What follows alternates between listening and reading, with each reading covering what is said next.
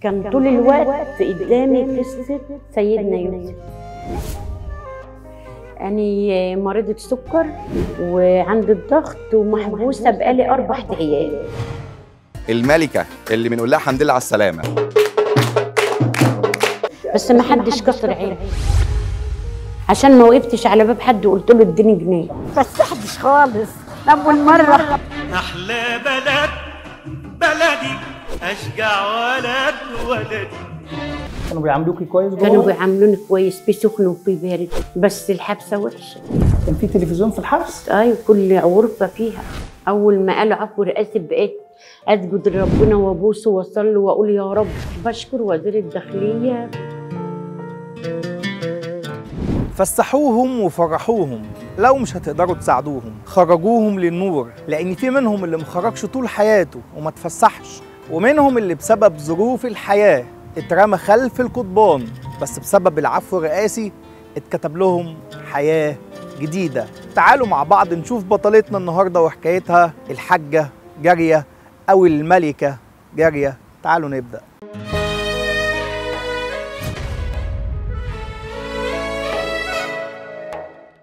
وهنبدأ لقائنا دلوقتي مع ست الحبايب، أمنا الجميلة المحترمة اللي وقعت في محنة وهتحكي لنا قصتها دلوقتي. في البداية عندك كام سنة؟ عندي 65 أو أكتر من يعني خليهم 65. قولي لي دخلت الحبس ليه؟ أنت عارف لو حد كسر عيني هنكسر، بس ما حدش كسر عيني عشان ما وقفتش على باب حد وقلت له اديني جنيه، علشان ما حدش لملي 100,000 وقال لي طلعها. يعني اتحبستي عشان إيصال أمانة برغم إن واخد حقه؟ عشان هو خد حقه ومش مقتنع. وأنا في المركز أحمد بيه اللي هو المأمور بتاع مركز بيلا حاول يحل، قال له أنا اديك 200,000 وأنا هلم لها 50. يعني مأمور القسم كان عايز يساعدك ب50,000؟ أيوة، من البندر ومن المركز. هو الراجل ما استجابش، عايز 800 700. قولي لي بقى إحساسك لما سمعتي أو عرفتي إن القاضي قال حكمت المحكمة ب3 سنين. زعلت وقلت يا رب. قعدتي قد إيه في الحبس بقى؟ قعدت في الحبس 16 شهر. الحبس كان عامل إزاي ولا لما دخلتي كان إحساسك إيه؟ لما دخلت الناس كانت بتقول السجن صفت ونعت السجن وحش، الناس بتنام على بعضها. لما انا دخلت في حاجات حلوه، في اكل، في شرب، في نوم، في سراير، في نظافه، في مؤدبين، اكل نضيف. خالد بيه كان كويس محترم مؤدب. كانوا بيعاملوكي كويس؟ كانوا بيعاملوني كويس، في سخن وفي بارد. كانوا بيعاملوني حلو، اما يعملوا تمام يقولوا له حودي. بيعاملوكي كويس؟ وبيعاملوني كويس. ما تخافيش من حد لو في حاجه قولي. لا لا لا لا لا، اللي بره كذب، اللي جوه الاساس. بس الحبسه وحشه. حكم النفس في النفس وحشه، انما بره الحريه. بره حريه، انما جوه مين ما يكفي. كنت بتدعي بقى وتقولي؟ بقيت ادعي واقول يا رب توعدنا باولاد الحلال اللي يخرجونا. اليوم كان بيعدي عليكي صعب صح؟ اليوم كان بيعدي عليا بسنه، مش بساعه او بسنه. بس هم كانوا بقى اللي كان بيعدي الوقت. كان هناك تلفزيونات، شاشات عرض، حاجات. كان في ايه؟ شاشات عرض. كان في تلفزيون في الحبس؟ ايوه، كل غرفه فيها.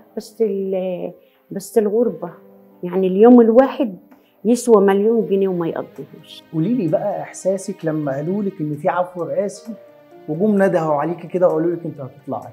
اول ما قالوا عفو رئاسي بقيت اسجد لربنا وابوسه واصلي واقول يا رب، ربنا وعدني بابن الحلال اللي خرجني.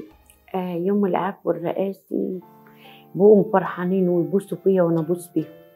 كان لقاء جميل وبقيت مبسوطه والدنيا مستيانه. قالوا لي عفو رئاسي من رئيس الجمهوريه.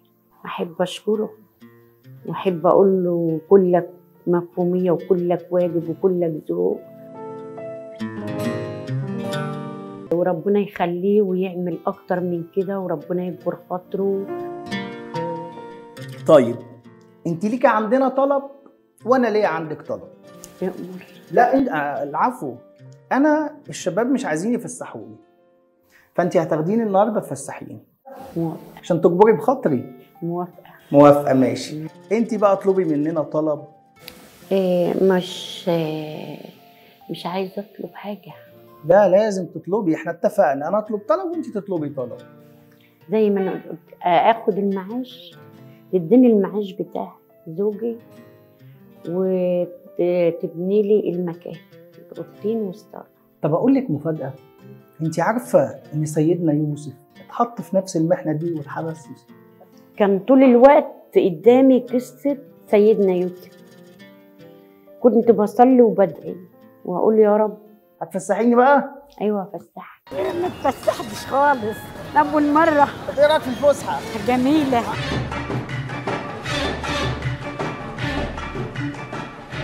أحلى بلد بلدي أشجع ولد ولدي، أحلى بلد بلدي. ننزل ولا نخلينا شويه يا حاج؟ السيرة الحلوة اللي بتفضل للواحد على قد ما يمشي، يعني اعمل خير وانت هتلقى الكل بحبك راح يمشي. السيرة الحلوة اللي بتفضل للواحد على قد ما يمشي، يعني اعمل خير وانت هتلقى الكل بحبك راح يمشي.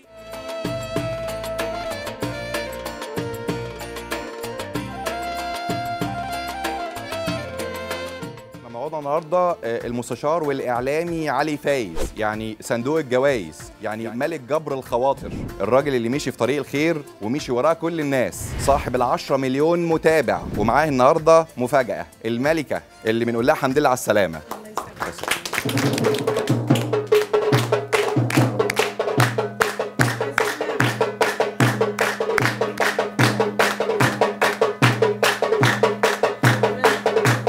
احنا مقعدينك على الكرسي ده ليه؟ ايوه عشان انت ملكه مش جاريه. ايوه المكان ده اهو والميه ده اهي انا شفتها فين؟ في المنام وانا محبوس اول مره ايه؟ اتفسح، نفسي اسافر وازور النبي. الدنيا واسعه وضيقه، علشان اما اتحبست كانت ضيقه، اما خرجت واسعه. الله. ونشكر الريس ونشكر كل واحد السبب في طلوعي. اليوم النهارده كان جميل معاكي والله العظيم، يعني انا ما كنتش عايز اليوم يخلص والله. كان جميل والله. ربنا يحفظك. الله يخليك. في اخر يومنا النهارده في فقره فسحوهم في برنامجنا مصر بخير، بنقدم لك هديه بسيطه مبلغ 5000 جنيه. في اي حاجه ناقصاكي؟ شرفتينا واسعدتينا.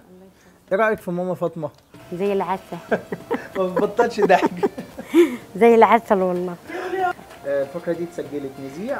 ذيع يا محمد. طب والسكري؟ ذيع يا سكري.